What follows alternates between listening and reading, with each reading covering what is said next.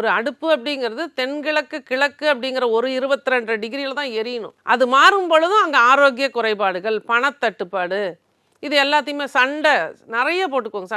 அதாவது ஒரு பூஜை பிரம்மாண்டமாக பண்ணுவாங்க. நிறைய ஆயிரக்கணக்கில் பூக்களை வாங்கிட்டு வந்து 2 நாள் ஐயோ குடும்பமே வேலை பார்த்து பூஜை பண்ணி அதுக்கு ஒரு நல்ல நைவேத்தியங்கள்லாம் சூப்பராக பண்ணி எல்லாம் பண்ணி முடிச்சுட்டு அந்த செஞ்ச நைவேத்தியத்தை கூட சாப்பிட முடியாது.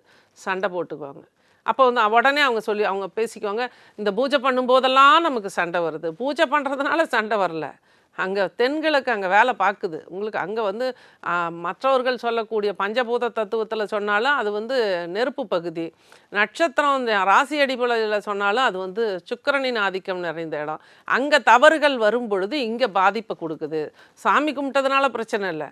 அந்த அந்த அந்த அந்த ஒரு நெகட்டிவ் என்ன சொல்கிறோம், பஞ்ச தெய்வங்கள் நான் சொல்கிறோம், பஞ்சபூதங்கள்னு சொல்கிறோம். அப்போ ஒரு பூதம் பாதிக்கப்பட்டுச்சுன்னா அந்த பூதத்துக்கு எப்பெல்லாம் பசிக்குதோ அப்போல்லாம் நம்ம இதில் சுரண்டோம்.